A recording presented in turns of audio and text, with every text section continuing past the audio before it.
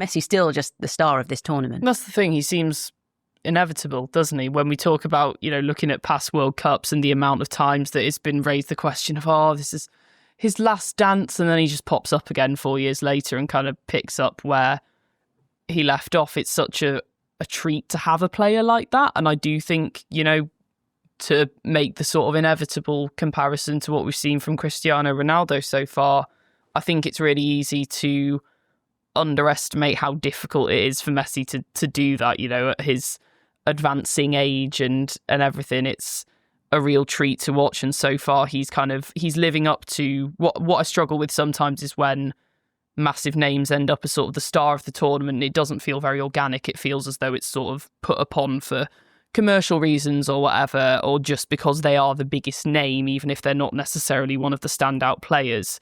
Whereas I think Messi is living up to that billing, which is just a treat to watch. Yeah, doesn't he always? Is he going to break Klose's record tonight? There's a feeling that he will at some point. He's got time. He's got time. He's going to have at least 3 more games, I reckon. So there's an opportunity there. Look, maybe it's tonight, maybe it's not. It would be some moment when he does. I think the hat-trick is probably the moment of the tournament so far, outside of the Cape Verde heroics that we've seen as well.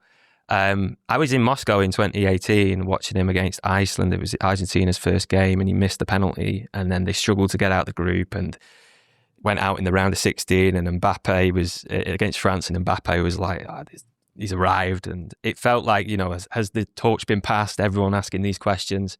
I think at that point Messi had 6 goals in World Cups after 4 World Cups. And it could have been over at that point. That could have been it. He would have gone to Qatar still, obviously, but if it doesn't do much at Qatar, then you're talking about the greatest player ever, in my opinion. Yours may differ. Not really having a standout World Cup. But what we've seen since, at Qatar and now at this tournament after just 1 game is him earning his rightful place at the top of the pantheon in terms of that legacy. And so if he does overtake Klose and get that, then that's testament to just how much of a quality player he is.